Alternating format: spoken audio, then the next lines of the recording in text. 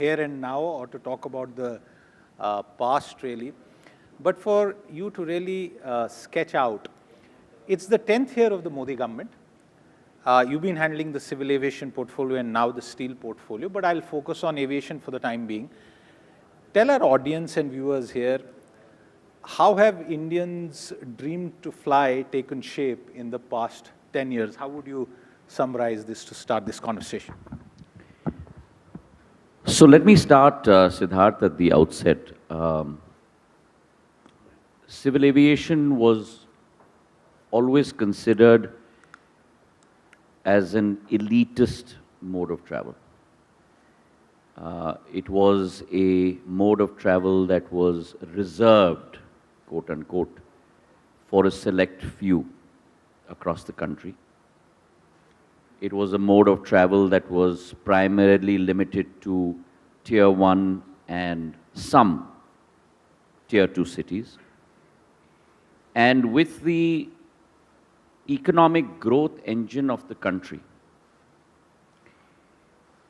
expansion of greater number of Tier 3 cities, Tier 3 moving to Tier 2 status, Tier 2 moving to Tier 1 status, and really the push on behalf of the Prime Minister to convert civil aviation as a means of travel for every citizen of this country. Because one of the primary precepts of that notion, and if we look back in time, let's say over the last 40 years, what has changed in your life and our lives? The one thing that has changed is that increasingly we have paucity of time. The luxury that probably the generation before us had, or even us in our early years, today every minute counts, and if you will, every second counts. And therefore, the first question that is asked is the connectivity to a particular city or a particular place before one goes and wants to settle there, before one wants to get a job there, before industrialists like all of you seated in this audience want to invest there. And therefore, it became mandatory, and I'm using that word very fairly and squarely, to both spread the breadth and the depth of civil aviation. Now, what has resulted as a means of that imperative and that goal? Like in any organization, you need to be able to set goals, have a vision, have a mission, and then set goals to achieve that vision. The Prime Minister, through Udan, Ude Desh Ka Aam Nagrik, has led to a proliferation of travel in hitherto unconnected cities. Many cities that probably you and I have never visited, such as Jharsuguda in Orissa, Roopsi in Assam, Kishangarh in Rajasthan, are now connected by air, Darbhanga. And the number of travelers from these tertiary cities, excessive of 100,000 to 500,000 per year. So let me tell you now the transformation of that over the 10 years that Siddharth has asked. Let's start with first the number of travelers in our country. Domestic travelers have grown from 6 crore in 2014 to 14.5 crore last year. That's almost close to 170% increase. What's my forecast? 14.5 crore today, by 2030 or 2035, is going to go to 42.5 crore. So you're going to see a 3x jump from where we are today. And why is that? Because the economies of scale argument has now stepped into civil aviation. So for example, one of the most ubiquitous items today in our lives, which we can't do without, which is this little box that we all carry around, which sometimes becomes more important than our friends and family sitting around with us. This box, when I came back to India after university in the States, when the first mobile phone was introduced, used to cost 1 lakh rupees each. It was 16 bucks a minute for voice calls. Today you can get one of these boxes at 3,500 rupees. Voice is free. The same revolution, the silent revolution, has happened in civil aviation. Today, our fares are equal to first-class AC fares. And why I'm saying first-class AC fares is because the airplane by its very manufacturer has an air conditioner in it. So I can only compare it to first AC, right? So that's the number of travelers that you're going to look at. Second, if you look at the number of travelers today, first AC and second AC in rail is 18.5 million. Civil aviation is 14.5 million. But the delta, the CAGR, in railways is 5.3%, the compounded annual growth rate. Civil aviation is 10.6%. So in the next 7 to 8 years, I put a statement out there that civil aviation will exceed the number of travelers only limited to first AC and second AC of railways. I'm not talking about the whole of railways. Only first AC, second AC. Second, the number of airports in our country. From independence till 2014, which is roughly 67 years, we built 74 airports. Average 1 airport per year. From 2014 till date, we have built 148 airports in total, which means a delta of 74, including heliports and waterdromes, which means 7.5 per year as opposed to 1 per year. That's the monumental change, not incremental, but monumental change. For this year, I have a target of building close to about 18 to 20 airports and heliports. Where is this number going to? Just like I told you about passenger traffic. In the next 5 years, I see this number of 148 crossing 200. That's the kind of depth that you're going to see in civil aviation. Third, number of aircraft. In 2014, we had roughly 400 aircraft in the country. We today have 700, which means there's been an increase of between 75 to 80% aircraft fleet capability in the last 10 years. Where do I see this number going by 2030, 35? Easily this number of 700 crossing close to 1,200 to 1,300 aircraft in the country. So the growth of civil aviation, both in its depth and its breadth, is going to be monumental in this country. I'm going to end my answer with one data point for you. If you look at Delhi Airport today, Delhi Airport today has 4 runways. Delhi Airport today has a throughput capability of close to 70 million passengers. By the end of this year or early next year, Delhi Airport will grow to 109 million passengers. Now, what does that mean? That means that Delhi Airport, in terms of throughput capability, is going to be among the top 3 airports in the world. So that is the monumental trajectory that we are talking about for civil aviation. And that's the way the country is going to transform from a logistics standpoint, from a transportation standpoint, from metro cities down to tertiary cities. Wonderful data here, and since we are looking ahead, how significant is the decision, and I believe it was amongst the bravest, most radical, most impactful decisions by the Modi government, which is to let go of Air India in some ways. And we've seen the numbers and the aircraft order that has been placed.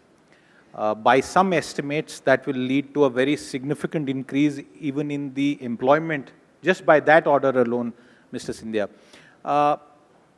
How would you describe that deal? And when we look ahead 3, 4, 5 years, what will its impact be on our aviation sector?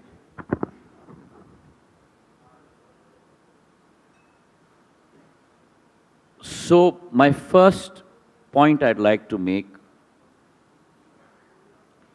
to all the critics out there that had created a bedlam of opposition to the concept of the disinvestment of Air India.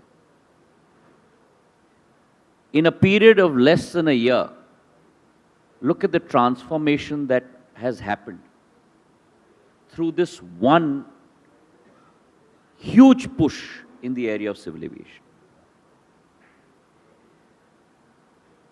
a carrier that was looking at losses mounting at close to 600 crores per month.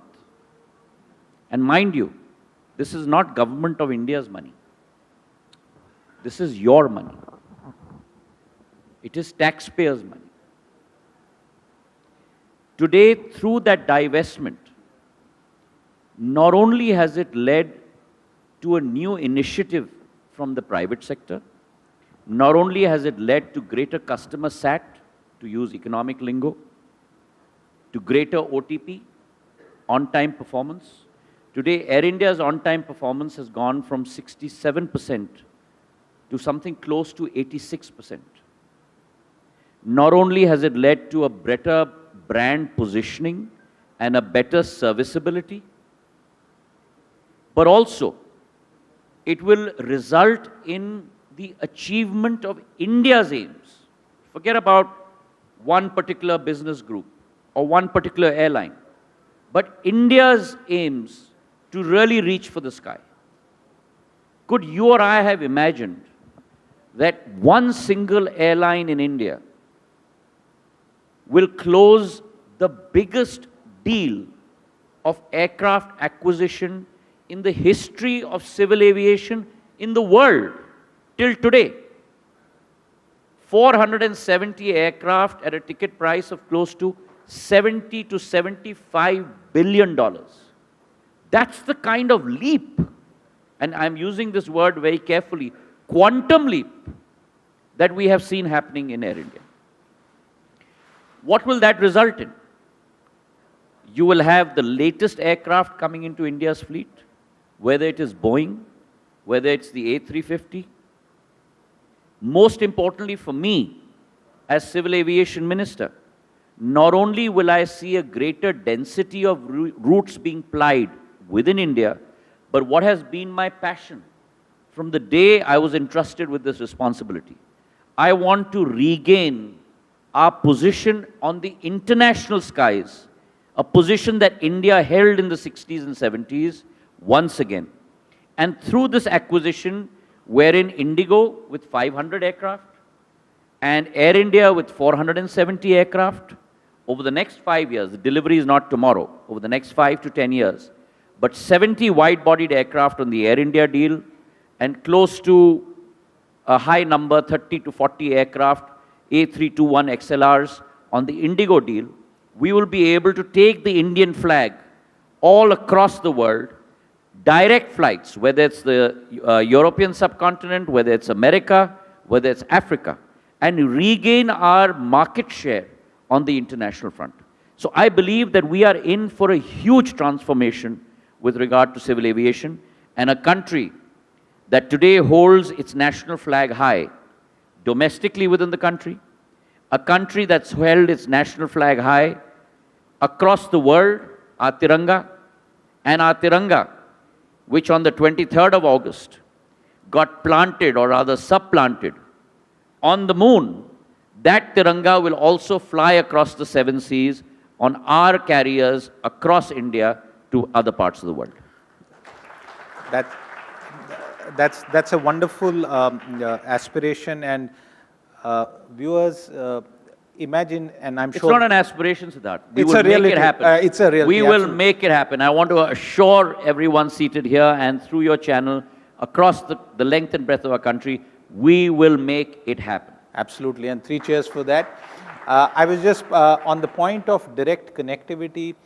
All of you must have traveled and you would have seen old parents on these hopping flights trying to find their way through airports, and that's when I felt that, imagine you have these people who take flights from India, go to some other destination, hang there for 4 or 5 hours, then go there and their children are waiting. Direct flights is the future. So Mr. Scindia, thank you very much for making that point. The third aspect is, and Also, our airlines and our aircraft cannot be taxis anymore. Right now, my international hub is not in India. My international hub is either on my eastern border or on my western border. So if you look at my population and my citizens in my country, 70% of them take a taxi outside to the eastern border or the western border, and then get onto the flight to go to their ultimate destination. I want to change that. I want my citizens to be able to take a flight from their country, from their international hub within India to where they want to go eventually. And my dream, Siddharth, and my aspiration, if you ask me for my aspiration, is not to create an international hub in India. That is a reality. It's going to happen. And we are starting with Delhi.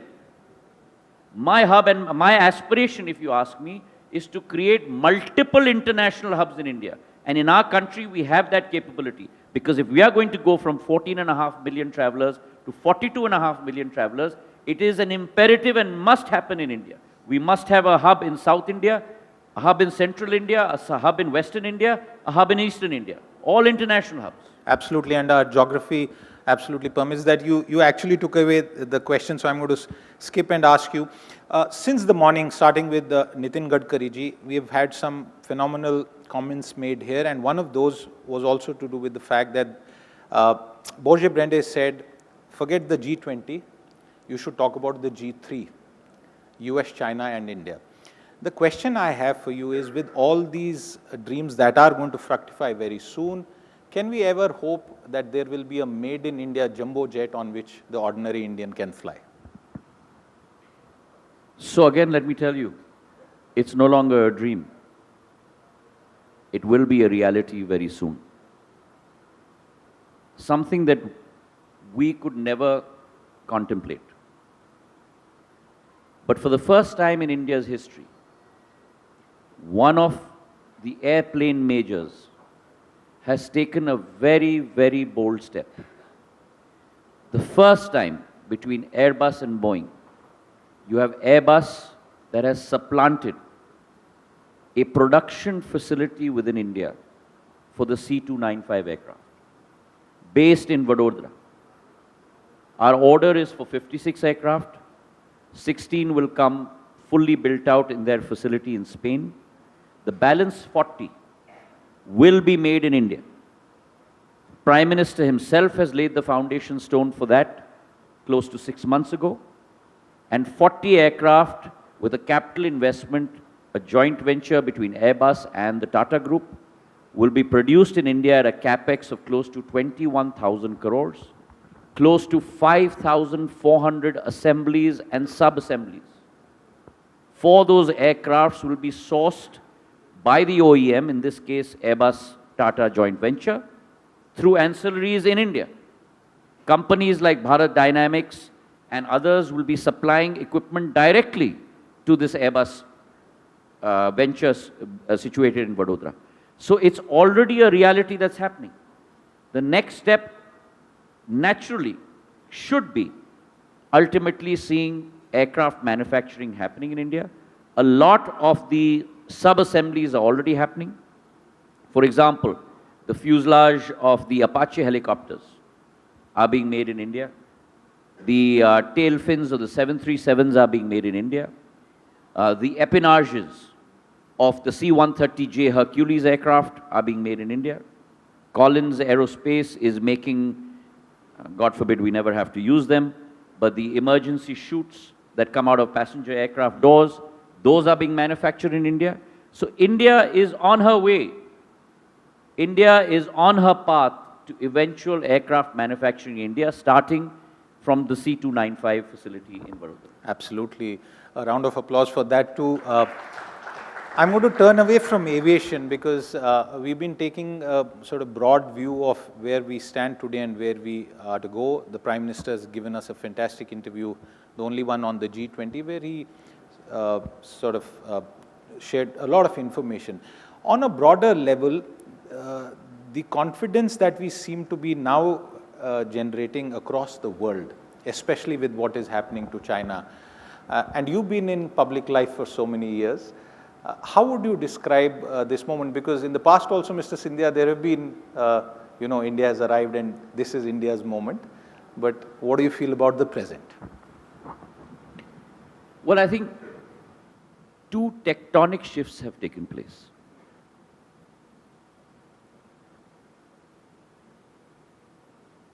if you look across the world's history, and you've got me thinking, Siddharth, but there are two inflection points that happen that change the stature of a country in the global comity of nations. The first is the rising of an economic superpower. So whether it was America 100 years ago, and by the way, what's the success of the American story, the economic story? The success of the American economic story is not hyper growth at 10% for 4 or 5 years and a blip. The success story of the US economic supremacy is growing at 3 to 4%, but compounding that growth over 100 years.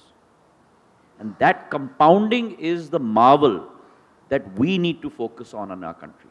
So for me, a 10% growth rate for 1 year doesn't excite me. But a 7.5% growth rate over a decade leads to transformation. And India has reached there. So the first is the emergence of an economic superpower across multiple fronts. India has always been, in its journey of 67 years, known for its prowess in either very few areas or maybe one vertical. And the latest to happen in my lifetime was the IT vertical. We were always known as a services power. 60% of our GDP also came from, close to 60% came from services. But we were always a services power, not a products power. And the value lies in product. For the first time, India is firing not double engine ki sarkar, but in this case, triple engine ki sarkar. We are firing on services. Our engine is firing on manufacturing. Our engine is firing on agriculture. So for the first time, India is moving both in terms of breadth and depth. And that is leading to us displacing the one country that thought they could rule over us, the United Kingdom. Today, they are in 6th place and we are in 5th place. And the Prime Minister has promised, third term, number 3 economic superpower in the world. We will displace Germany and Japan and become the number 3 economic superpower by 2028. That's on one front, which is the economic front. But to me, Siddharth, as important as the economic front is the soft power front. And it is for the first time in our history, and something that has been spearheaded by the Prime Minister himself, that India today has risen as a soft power in the world. Whether it is the power of yoga, the fact that you have World Yoga Day, and at the United Nations you have 300 countries sitting side by side with India, practicing yoga. Whether it is COVID, and for a country that would go begging for vaccines, whether it is BCG, smallpox or whatever, that country today is producing 2 COVID vaccines, and not only producing 2 COVID vaccines, vaccinating her population twice over, 220 crore vaccines. And not only that, but exporting vaccines, Vaccine Maitri, to 100 countries across the world. That is an exposition of soft power. The Ukraine-Russian conflict, Operation Ganga, where for the first time in the world's history, 23,000 students stuck in the middle of no man's land. And only one country in the world sends 90 sorties of civilian aircraft, 20 sorties of military aircraft to 5 countries on the border of Ukraine and pulls out all 23,000 citizens of her country and neighboring countries, whether it's Bangladesh, whether it's Nepal, even Pakistan, and brings them back safely to India and transports them back to their home country. So today, whether it is on the issue of health, whether it's in the issue of world conflict, India's voice does not only resonate, India is looked upon to find a solution. India is looked upon to deliver what could be a possible solution for not only the South or the global South, but for the world. And that rudiment paradigm has changed across the world for us as a nation. Absolutely, and here's to that change. As you say, Bharat Bhagya Vidata, our moment seems to have finally arrived. Jyotiraditya Scindia, there was much more to discuss, but we're out of time. Thank you very much. As always, you were brilliant. A round of applause for Thank the you very Minister. much for having me. Thank you.